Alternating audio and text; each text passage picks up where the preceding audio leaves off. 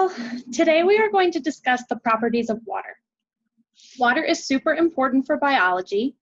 We're going to discuss more about this in another lecture, but for example, water is the solvent for all biological systems. Therefore, it's absolutely necessary to discuss it in this class. By the end of this lecture, you should understand the properties of water that make it essential for life. I hope you also understand the underlying factor that contributes to these properties, which is the ability of water to form numerous hydrogen bonds with surrounding water molecules. You learned in the chemical bonding lecture that electronegativity is an atom's affinity for shared electrons when bound covalently to another atom. When two atoms have a different quantity of protons, this causes one atom in the bond to have a stronger pull on the shared electrons. For example, in water, oxygen has a stronger pull on the electrons shared with the two hydrogens. This causes a weak negative charge to develop near the oxygen in the molecule due to more electrons being pulled toward this atom, and a weak positive charge to develop near the hydrogen atoms, since there are fewer electrons in this area, thus making the overall charge on this area come from protons, so positive. The weak negative charge on one side of the molecule and weak positive charge on the other results in a condition called polarity. Polarity is a term used to describe anything with two distinct ends. For example, water with a weak negative charge on the oxygen and a weak positive charge near hydrogens. When atoms have an equal sharing of electrons, distinctly charged ends don't develop. And this would result in a nonpolar molecule. Methane, for example, shown on this slide, is a nonpolar molecule. However, in this lecture, we are focusing on water, which is polar. This feature is super important. Let's talk about why. So recall that opposites attract. So for example, I thought organic chemistry was the hardest subject I've ever taken. And my husband thought it was somehow the easiest subject he's ever taken. He is obviously wrong, but regardless, somehow we ended up married. When it comes to water molecules, the weakly charged sides of the polar molecule enable it to form electrostatic interactions with surrounding polar molecules, especially other water molecules. When you think of these attractions, think of static electricity, like rubbing a balloon on your head and then it's sticking. That is sort of like the attraction we imagine here. The weak positive charges of hydrogen molecules atoms are attracted to the weak negative charges on other water molecules, forming what is called a hydrogen bond. One water molecule is actually able to form hydrogen bonds with 4 surrounding water molecules. The fact that water is able to form multiple hydrogen bonds with surrounding water molecules is actually very important when it comes to the strength of these connections. In terms of bond strength, hydrogen bonds are relatively weak. Recall that the strongest bonds are covalent, ionic are weaker, but the involvement of electrons being lost or gained still adds a certain level of strength to those bonds. Hydrogen bonds, however, are, like I mentioned, basically kind of like static electricity. No electrons are shared, none are lost, and none are gained. It's simply that the weak positive charges are attracted to the weak negative charges. Despite the fact that these bonds are relatively weak, there is strength in numbers. The more bonds involved in a connection, the stronger the overall connection. Since water is able to form 4 hydrogen bonds with surrounding water molecules, this adds strength to the connections between water molecules in water. The arrangement of connections between water molecules varies depending on the physical state of water. When water is in its liquid form, water can form 4 connections between other water molecules, but these connections are very fluid. They form and they break and they reform, etc. This means that liquid water is the most dense or tightly packed state. When water is in the form of steam, the water molecules do not have hydrogen bonds between other water molecules. As you can imagine, this means steam is not dense. It's, like most aerosols. When water is in the form of a solid, the hydrogen bonds form more rigid connections, and ice overall has a crystalline structure. Fewer bonds are formed because overall the water molecules are being pushed further apart. This actually results in solid water being less dense than liquid water, which is actually extremely rare in biophysics. For most compounds, the solid state is more dense than the liquid state. Therefore, most solid things sink in liquids. However, this is not the case for water, making it an exception. This is another important feature of water that contributes to it being an essential biological compound. All right, so now we know that water molecules can form these weak connections with the other water molecules called hydrogen bonds. Although these connections are weak, they are numerous, which means water overall has strength in its connections. We also know that water is unique in its physical features, being that it is less dense as a solid. Again, this is due to hydrogen bonds and the fact that water molecules form a crystalline compound when cold. Thus, hydrogen bonds are clearly the contributing factor to water's amazing properties. So, what are the properties of water that make an essential biological compound? Well, number one, hydrogen bonds are really sticky. This makes water sticky. Water sticks to itself, and water also sticks to other surfaces. Again, think about rubbing a balloon on your head, and it's sticking. Number two, since water is less dense as a solid, its solid state, which is ice, floats on its liquid state, water. Number three, because water is polar, it is considered a universal solvent. Most things are able to dissolve into it. This is extremely important for biological solutions such as blood, which need to transport molecules throughout the body rapidly. And number four, due to the numerous connections between water molecules in the form of hydrogen bonds, a tremendous amount of energy is required to release water molecules from liquid and water into steam. This means it's able to absorb a tremendous amount of energy before it heats. This quality means it has a high heat capacity. Let's expand on these. As mentioned, water is sticky. Water is cohesive, meaning that water sticks to water, and water is adhesive, meaning water sticks to surfaces. Adhesion is exemplified by water droplets forming on a leaf. This enables water to stay in certain areas as a source of water for numerous organisms, as well as stick to surfaces and prevent evaporation. Cohesion also prevents evaporation in large bodies of water. For example, allowing lakes, ponds, and oceans to maintain a liquid state rather than evaporating.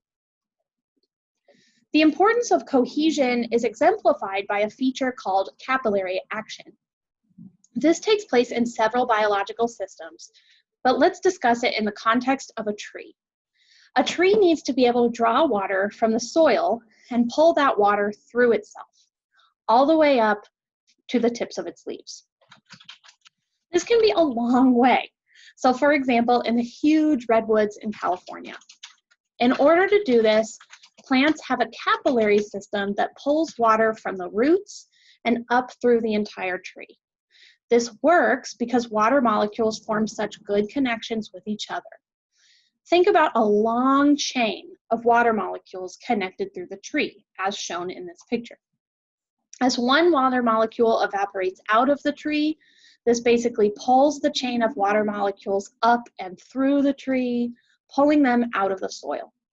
As more water evaporates from the top of the tree, more water is pulled out of the soil into the root system and up through the tree, and so on and so forth. Hydrogen bonding between water molecules and its cohesive properties also give it surface tension. Basically, the hydrogen bonds between water molecules on the surface of liquid water add strength and resistance to penetration.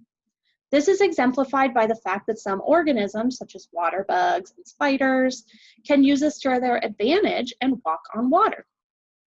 This contributes to biological systems in many ways. For example, it allows particulate to settle on the surface of bodies of water, providing bugs and other organic material as a source of nutrition to aquatic life. As well as this, it keeps this particulate out of the body of water, maintaining more open space for aquatic organisms. Furthermore, aquatic organisms do rely on the maintenance of bodies of water. Our ecosystem depends on bodies of water such as lakes and oceans not evaporating into the heat in order to maintain life. Surface tension and cohesion prevent underlying water molecules from evaporating, thus maintaining bodies of water. On that note, another property of water that makes it essential in biological systems, especially bodies of water, is the fact that it is less dense when it freezes. Thus, ice floats atop water. This is important for two primary reasons. One, when ice freezes, on the surface of a body of water, it does not sink and therefore crush all the underlying aquatic life. And number two, when the surface of water freezes, it actually provides insulation for the water underneath it, effectively protecting the underlying aquatic life from freezing. Water is also considered a universal solvent. This is due to water's polarity. Many compounds exhibit polarity or some sort of charge, such as ions, which means that they easily attract with the charges exhibited by water. When these molecules interact with each other, or with water, the negative charges of water are attracted to the positive charges of compounds, and the positive charges of water are attracted to the negative charges of compounds. You can see here, salt, which is composed of positively charged sodium and negatively charged chlorine items, is actually physically pulled apart when surrounded by water due to the charges exhibited by water molecules. When a molecule is pulled apart by water in this fashion, it is said to dissociate. In this case, water is a solvent and the salt is a solute, something that is dissolved into a solvent. As will be discussed further in another lecture, since water is a universal solvent, compounds are actually classified based on how they interact with it. If they can dissociate into water, they are considered hydrophilic, but if they are physically repelled by water, they are considered hydrophobic. Some molecules are composed of one side that is hydrophilic and the other side which is hydrophobic. These molecules are called amphipathic, amphi meaning both. Phospholipids, the primary fabric of biological membranes, are amphipathic. Again, these will be discussed more in depth at a later time. Although I think water is amazing for many reasons, its high heat capacity is probably my personal favorite feature. I don't know why, I just think it's because I find it fascinating. Again, when in a liquid state, water is able to form several hydrogen bonds with surrounding water molecules.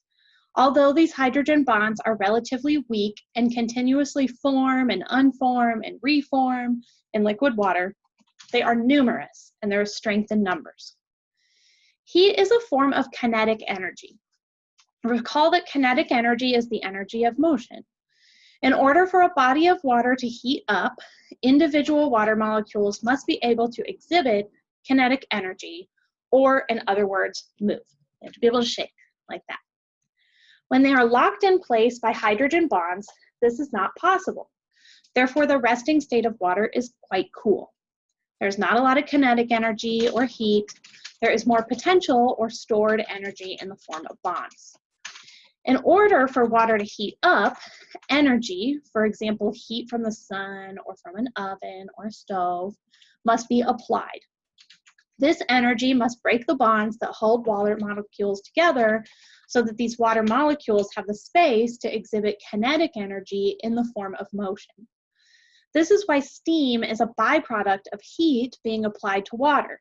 When these hydrogen bonds are broken and water molecules are released, they are released as steam. All right, so water is held together by hydrogen bonds, and in order to heat up water, these bonds must be broken. Okay, seems easy enough because these bonds are weak. However, again, they are numerous, and when it comes to bonds, there is strength in numbers. Since there are so many of these bonds and they can reform just as easily as they can break, it requires a tremendous amount of energy to cause water to heat up. Some energy is put in, one hydrogen bond breaks, but then just as easily reforms.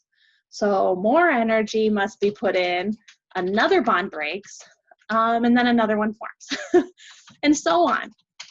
Comparative to other substances, it takes a lot of energy input to heat water up. Why does this matter? Well, this is extremely important in living organisms who have to maintain a homeostatic body temperature within a very tight range.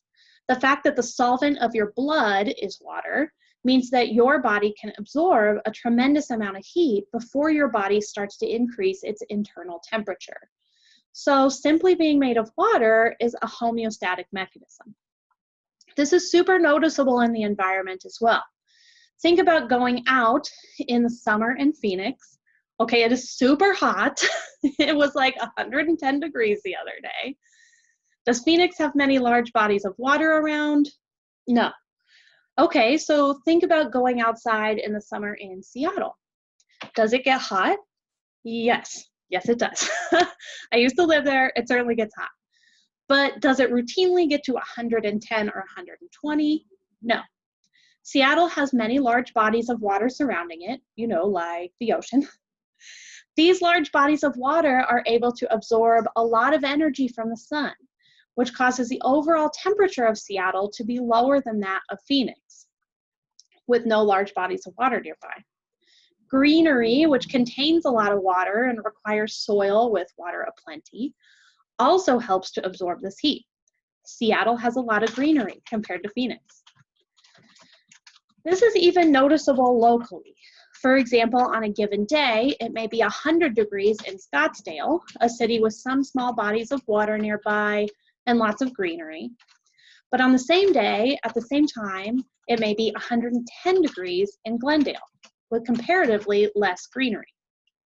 Speaking of this, the phenomenon of close areas varying in temperature due to differences in infrastructure is called the urban heat island effect. Again, this is exemplified by downtown Phoenix or Glendale being on average about 5 to 10 degrees Fahrenheit hotter than somewhere like Scottsdale, despite the close proximity.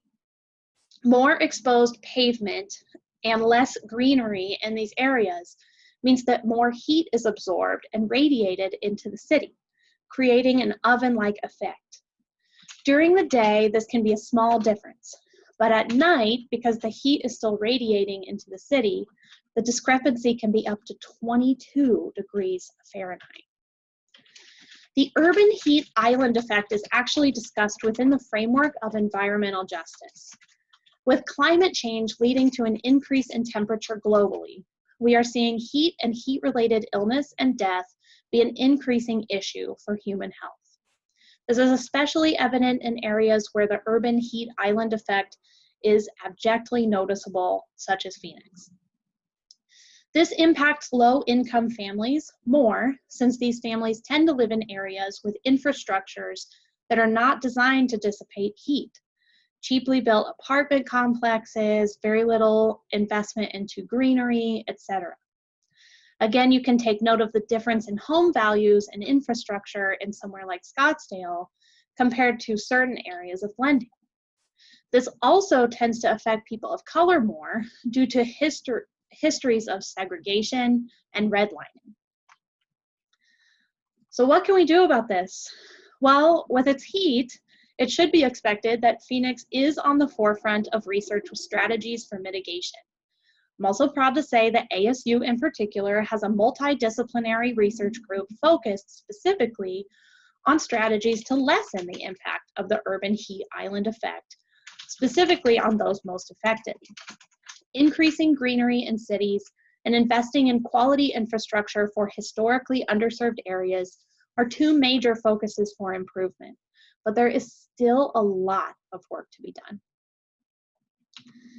Okay, so what do you need to focus on this week? Well, you do need to understand the properties of water that make it essential to life.